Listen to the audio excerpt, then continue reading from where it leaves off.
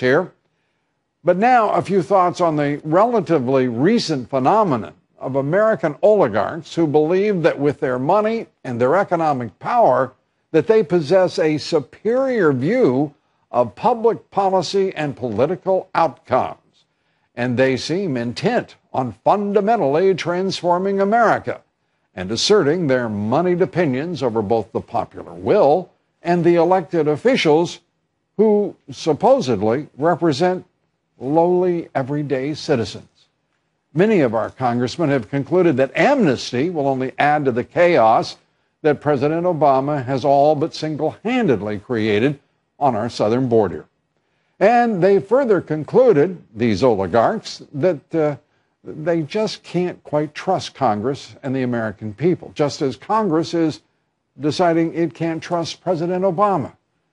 And the Republicans, therefore, will not, they say, support so-called comprehensive immigration reform that is so desperately sought by Mr. Obama.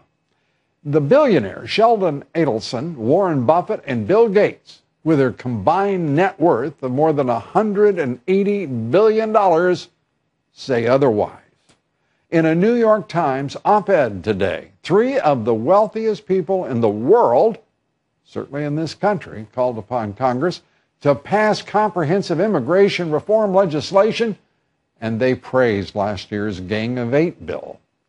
Adelson and Buffett and Gates joined in writing about that failed legislation, saying, quote, "The bill also included a sensible plan that would have allowed illegal residents to obtain citizenship, though only after they had earned the right to do so." Really? The three billionaire amigos then praised legislation that would have granted amnesty to more than 11 million illegal immigrants at a time when 20 million American citizens are already unemployed, underemployed, or who have simply given up looking for work. Those American citizens deserve, it seems to me, much better from their government, from this president, and better as well from the extravagantly wealthy authors of an op-ed that doesn't contain a single statement, a single explanation as to how working men and women, our middle class and those who aspire to it, would benefit from either amnesty or open borders. The billionaires forgot to mention them. Billionaires can be wildly off the mark. I recall vividly the occasion, 7 years ago, when Bill Gates told a Senate hearing that in his opinion, there should be no limits on H-1B visas. He actually said the number of foreign workers to be granted visas should be infinite. Infinite. That's a lot. Americans are watching a crisis overtake our southern border, and it's clearly a crisis of this president's making. And Adelson, Buffett, and Gates know that. Nonetheless, they want us to agree with them that our elected representatives and all the rest of us should just shut up and do what we're told to do.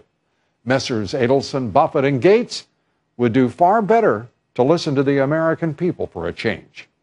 They should listen in particular to those on Main Street, for once, the small businessmen and women who hire workers, who create more than 2/3 of the jobs in this country. They should listen to this woman in Houston who says she's fed up with an administration that pays more attention to illegal immigrants than American citizens. Citizens who need their government's attention and, in some cases, help. Not right. Now billions of dollars want to be borrowed from the White House to help feed and house them. What about the goddamn kids here, in our neighborhood, in our country? Our country. Sort of a quaint expression, isn't it?